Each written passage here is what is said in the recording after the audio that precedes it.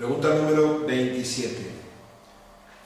La primera idea que tenemos que tener clara del lupus eritematoso sistémico es que es una enfermedad multisistémica que potencialmente puede afectar a cualquier órgano y que no hay una manifestación patognomónica de la enfermedad. Ello nos obliga a realizar su diagnóstico mediante los criterios diagnósticos. Estos criterios diagnósticos son 11 y hay que reunir 4 de ellos para establecer el diagnóstico. Se preguntan habitualmente en el examen y por ello es necesario recordarlos. En primer lugar, el ras malar o eritema en alas de mariposa. En segundo lugar, el lupus discoide o lupus cutáneo crónico. En tercer lugar, la presencia de fotosensibilidad. En cuarto, las úlceras orales o nasofaringeas. En quinto lugar, la artritis. Cuidado porque es necesario que haya inflamación, artritis, para considerarlo criterio. No valen como criterio las artralgias. En sexto lugar, la serositis. En séptimo, la enfermedad renal, definida o bien por la presencia de proteinuria o de cilindros hemáticos. El criterio número 8 hace referencia a la afectación neurológica y solo valen como criterio las convulsiones o la psicosis. El criterio número 9 es la alteración hematológica y se puede definir de varias formas. O bien por la presencia de leucopenia, menos de 4.000 leucocitos, o de linfopenia, menos de 1.500 linfocitos. O bien por la presencia de trombopenia, menos de 100.000 plaquetas, o por la presencia de una anemia hemolítica autoinmune. Una de estas 3 alteraciones es suficiente para considerar positivo el criterio número 9 o criterio hematológico. El criterio número 10 es la alteración inmunológica más característica de la enfermedad. Se define por la presencia de anticuerpos anti-DNA-DS de doble cadena, o bien anticuerpos anti-SM, o bien por la presencia de anticuerpos antifosfolípido. Una de estas 3 alteraciones es suficiente para considerar presente el criterio número 10. Y el criterio número 11 es, sin más, la presencia de anticuerpos antinucleares. 4 de estos 11 criterios establecerían el diagnóstico de lupus eritematoso sistémico.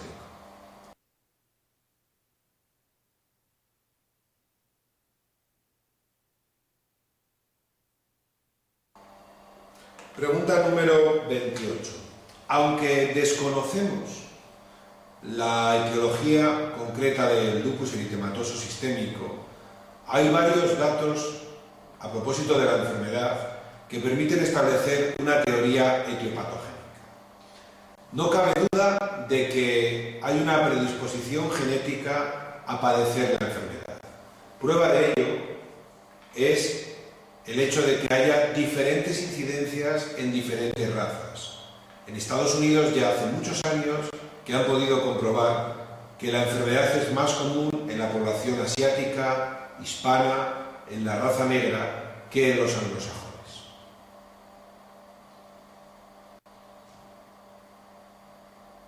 También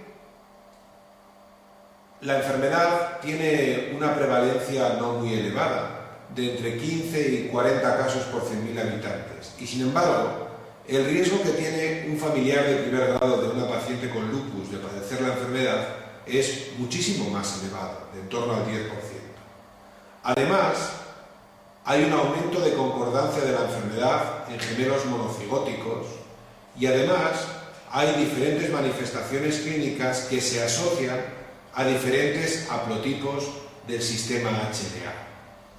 Estos son algunos de los múltiples datos que nos permiten afirmar que existe una predisposición genética a padecer la enfermedad. Pero en una enfermedad donde el predominio femenino es de 9 a 1, obviamente, además de la genética, juega un papel el entorno hormonal. El hecho de que las mujeres tengan este aumento marcadísimo de prevalencia respecto a los varones.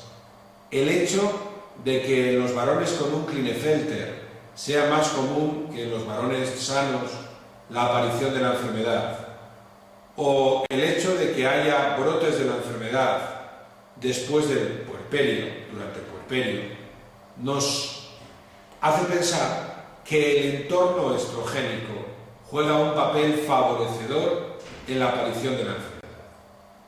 Y además, debe de haber de alguna forma algún agente ambiental que hoy en día desconocemos que precipita el proceso. Sabemos que la radiación ultravioleta puede no solo producir lesiones cutáneas, sino que incluso puede desencadenar un brote sistémico. Sabemos que hay fármacos que dan lugar a un cuadro denominado lupus eritematoso, lupus inducido, que es parecido a la enfermedad que estamos hablando. Probablemente haya una población que esté genéticamente predispuesta, que cuando se encuentre en un entorno hormonal favorecedor, si resulta que entra en contacto con este agente ambiental que hoy en día desconocemos, eso podría dar lugar a una alteración inmune, que por ejemplo podría producirse sobre los linfocitos supresores. Si estos linfocitos dejan de suprimir, dejarían sin ningún control, por ejemplo, a los linfocitos B, que libres de control harían de forma exagerada lo que ellos hacen. Y lo que ellos hacen es producir anticuerpos. La presencia en plasma de ingentes cantidades de anticuerpos es la característica fisiopatológica típica del lupus eritematoso sistémico. No tiene para el examen demasiado interés la teoría, pero sí los datos que la avalan para contestar potenciales preguntas.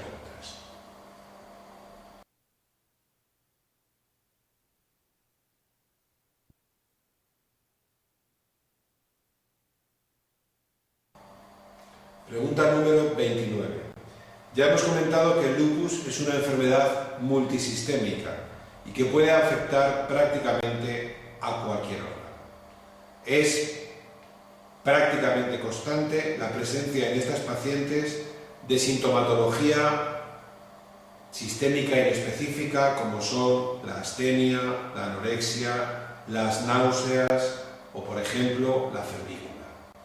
Y por órganos y aparatos, vemos que la manifestación más común en el lupus son los síntomas musculoesqueléticos.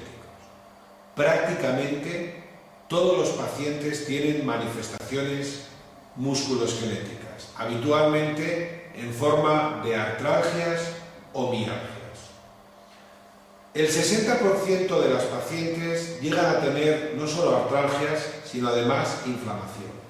Llegan a tener una artritis que característicamente es no erosiva, migratoria y que se localiza en articulaciones periféricas. Al no tratarse de una artritis erosiva, no es muy común el que haya deformidad y, sin embargo, en el 10% de las pacientes con lupus encontramos una típica deformidad de las articulaciones de las manos, que es lo que denominamos artropatía de Yacoub, que consiste en la desviación en ráfaga cubital a nivel de las articulaciones metacarpofalángicas, que se acompaña de dedos en cuello de cisne y pulgar en Z. A diferencia de lo que ocurrirá posteriormente en la artritis reumatoide, al no haber daño articular, esta deformidad es reductible. Cosas más raras es que en el contexto del lupus haya una miopatía, que puede ser inflamatoria, un proceso similar a la polimiositis, o bien que sea secundaria a la toxicidad de alguno de los fármacos que utilicemos, como por ejemplo la hidroxicloroquina y fundamentalmente los esteroides. En medio nos hemos dejado una complicación articular común en el lupus, que es la osteonecrosis aséptica o necrosis avascular. La osteonecrosis aséptica tiene lugar en dos grandes contextos. Por un lado, en patología traumática, cuando un fragmento óseo queda privado de vascularización y se necrosa. Pero también ocurre la osteonecrosis aséptica en patología médica, y en estos casos tiene lugar asociado a diferentes enfermedades, como por ejemplo el tratamiento crónico con corticoides, asociado al alcoholismo, la diabetes, la hiperlipemia, la irradiación por tumores y también en enfermedades como el lupus eritematoso sistémico. Como quiera que la propia enfermedad, el lupus, y su principal tratamiento, los corticoides, predisponen a este efecto secundario, nos encontramos que entre el 20 y el 30% de los pacientes con lupus van a desarrollar en algún momento una osteonecrosis aséptica o necrosis avascular.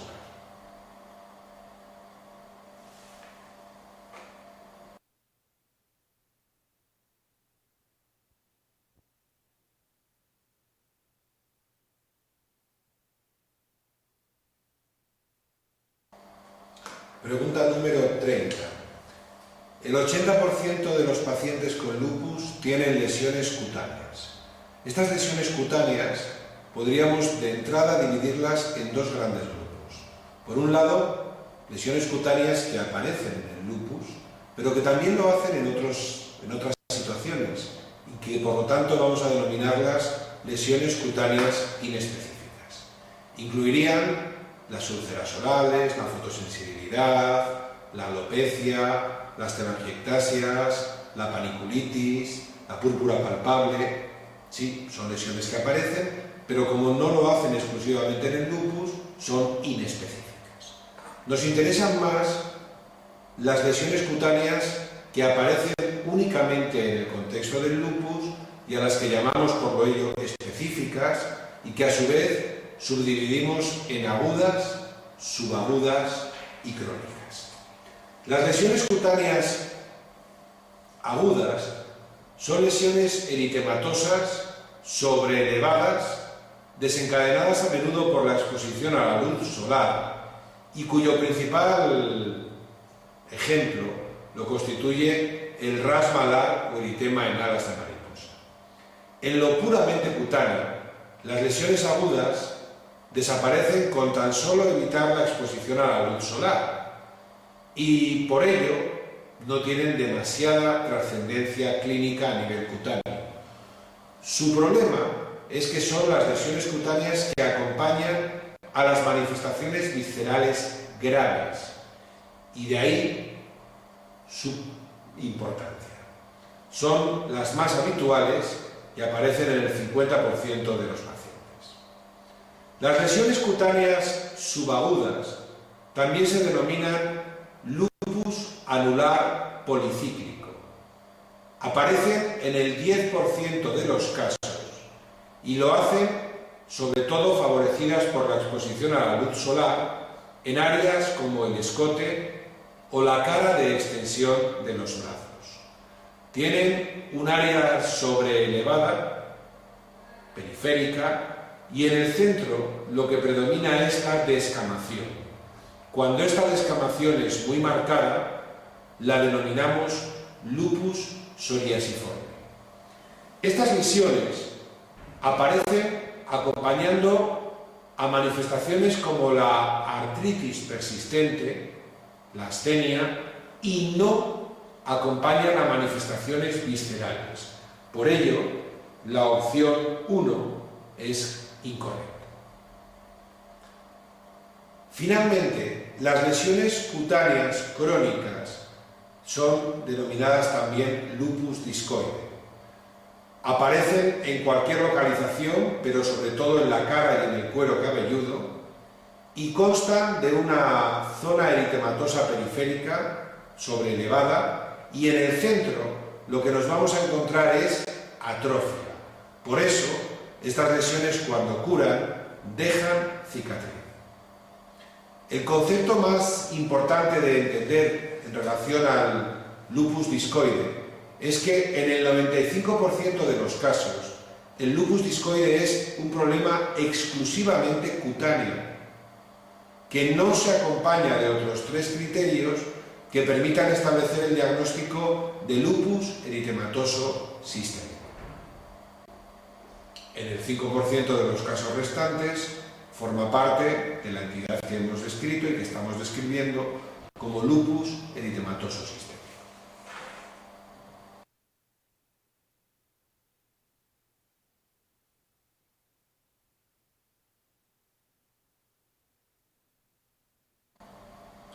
Pregunta 31. La manifestación clínica más trascendente en el lupus es la afectación renal, que desde el punto de vista clínico o de la microscopía óptica presentarán la mitad de las pacientes. La afectación renal puede ser de diferente gravedad y tipo. Hay, en primer lugar, una nefropatía de cambios mínimos con escasa alteración en la microscopía óptica o nula y que lo único que funcionalmente va a producir es proteinuria. En ocasiones nos encontramos frente a una glomerulonefritis mesangial. En este caso vamos a encontrar proliferación celular, pero exclusivamente en la vertiente mesangial y no en la vertiente endotelial. Funcionalmente suele dar lugar a una proteinuria que no suele alcanzar el rango nefrótico y puede, pero no es muy común, que produzca deterioro de la función renal. Muchas veces, frente a una glomerulonefritis mesangial, lo único que necesitamos hacer es vigilar. La glomerulonefritis membranosa da lugar a una proteinuria sin apenas hematuria ni cilindruria, y esta proteinuria sí que puede alcanzar un rango nefrótico y dar lugar a un síndrome nefrótico. Ahora bien, lo verdaderamente grave en la nefritis lúpica será el hecho de que encontremos proliferación celular tanto en la vertiente mesangial como en la vertiente endotelial. En esas circunstancias nos hallamos ante una glomerulonefritis proliferativa. La apellidaremos focal si se afectan menos de la mitad de los glomérulos o difusa si se afectan más de la mitad de los glomérulos. Y la glomerulonefritis proliferativa difusa tiene una tremenda tendencia a evolucionar a la esclerosis renal, es decir, a la insuficiencia renal terminal, es decir, al daño visceral irreversible de un órgano vital. Por eso, la glomerulonefritis proliferativa difusa requiere ser tratada de forma agresiva a su diagnóstico. Ahora bien, más importante que dónde se encuentre la inflamación es saber si los cambios histológicos que encontramos son o no son reversibles. Por ejemplo, es reversible el que haya áreas de necrosis en el glomérulo, pero es irreversible el que haya esclerosis glomerular. Es reversible el que haya semilunas epiteliales, pero es irreversible la presencia de semilunas fibrosas. Es reversible el que haya un infiltrado inflamatorio intersticial, pero si lo que nos encontramos ya es fibrosis del intersticio y atrofia de los túbulos que por allí pasan, nos encontramos ante lesiones irreversibles. Cuando nos encontremos este tipo de lesiones reversibles, tratables, activas, estará indicado ser todo lo agresivos que podamos. Ahora bien, cuando nos encontramos frente a lesiones crónicas y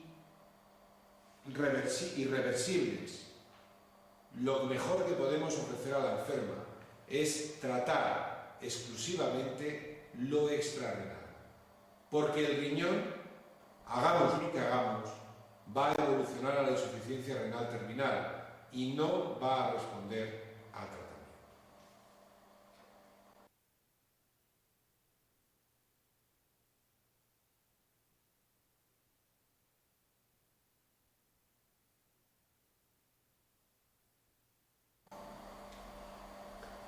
Pregunta número 32.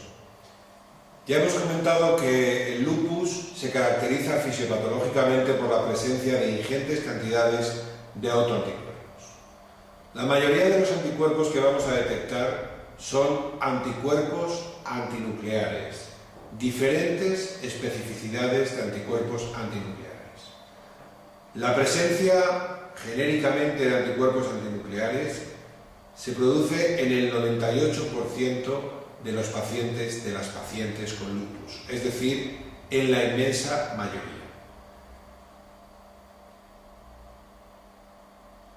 Algunos de los subtipos de anticuerpo antinuclear que nos vamos a encontrar incluirían los anti-DNA monocatenario o SS, que aparecen en el 90% de los casos. Son muy comunes, pero son muy inespecíficos, es decir, aparecen en muchas más patologías y por ese motivo ni siquiera son criterio diagnóstico de la enfermedad. Los anticuerpos anti-DNA-DS bicatenarios aparecen en el 70% de los casos. Son muy específicos de la enfermedad y por eso sí que formaban parte de los criterios diagnósticos. Los anticuerpos antihistona, las histonas son unas proteínas del núcleo de la célula, pues los anticuerpos antihistona son característicos del lupus inducido, pero no exclusivo.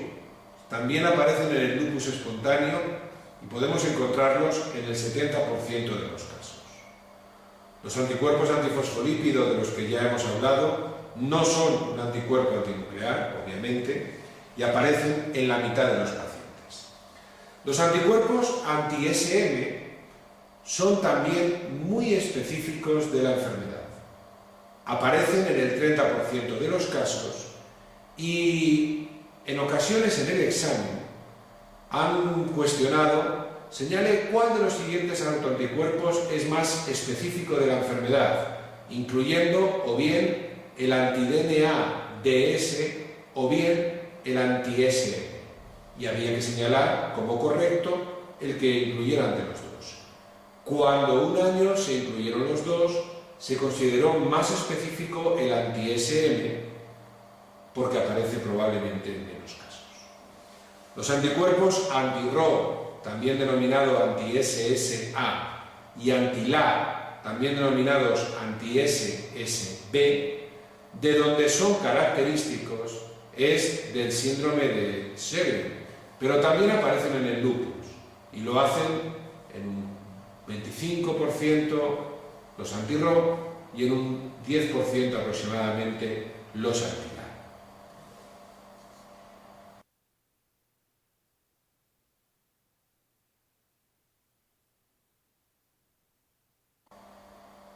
Pregunta número 33. Hay una larga lista de fármacos que cuando se administran, sobre todo de forma prolongada, pueden dar lugar a la aparición de anticuerpos antinucleares, especialmente la hidralazina y la procainamida. Un porcentaje menor no solo da lugar a la aparición de anticuerpos antinucleares, sino que en ellos aparecen síntomas, denominando entonces al cuadro lupus inducido por fármacos. Hoy en día, este lupus inducido por fármacos se ha descrito asociado a un gran número de fármacos. Lo característico del lupus inducido es el que la aparición de los síntomas es relativamente brusca, aunque no es inmediata al inicio del tratamiento con el fármaco que lo desencadena. De la misma manera, cuando suspendemos el fármaco que está produciendo el cuadro, en un plazo no inmediato, pero sí inferior a 6 meses, los síntomas desaparecen. Desde el punto de vista clínico, el lupus inducido produce afectación articular, afectación de serosas y afectación cutánea, lo cual no permite diferenciarlo del lupus espontáneo, donde todo esto también ocurre. La diferencia con el lupus espontáneo es que en el lupus inducido no hay ni afectación renal ni del sistema nervioso central. Desde el punto de vista analítico, el lupus inducido produce anticuerpos antinucleares en todos los casos y concretamente se debe a la presencia de anticuerpos antihistona. Lo que ocurre es que en el lupus espontáneo también aparecen en casi todos los casos antinucleares y también pueden aparecer anticuerpos antihistona. La diferencia analítica entre el lupus inducido y el lupus espontáneo es que en el lupus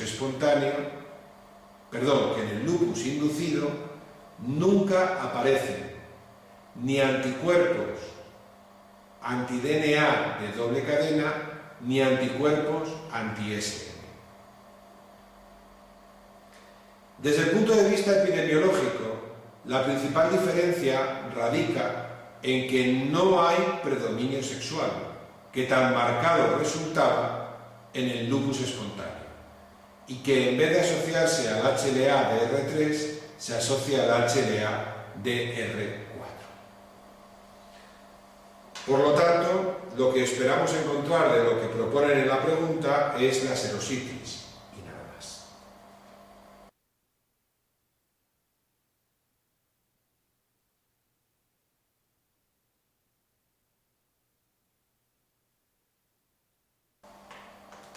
Pregunta 34. El tratamiento del lupus se hace en función de la gravedad del síntoma que tengamos que manejar. Para el tratamiento de las lesiones leves, aquellas que ni ponen en riesgo la vida de la paciente ni de un órgano vital, como son los síntomas articulares, la afectación de serosas, la febrícula o la astenia, utilizaremos antiinflamatorios no esteroideos o como mucho dosis bajas de esteroides. Sería lo que ocurriría en la paciente de la pregunta que nos ocupa y la respuesta correcta, por lo tanto, sería la opción 4. Para el tratamiento de las lesiones cutáneas, la primera medida que tenemos que llevar a cabo es la fotoprotección y solo con eso ya solucionaremos las lesiones cutáneas agudas. Para las lesiones subagudas y las crónicas necesitaremos algo más, y ese algo más serán corticoides tópicos y antipalúdicos de síntesis, o sea, hidroxicloroquina. Finalmente, el tratamiento de las lesiones graves, como podrían ser la neumonitis, la miocarditis, el síndrome mental orgánico o la glomerulonefritis proliferativa difusa, exigen tratamiento con dosis altas de corticoides. Y en el caso de la glomerulonefritis proliferativa difusa, de entrada añadiremos un inmunosupresor, habitualmente la ciclofosfamida.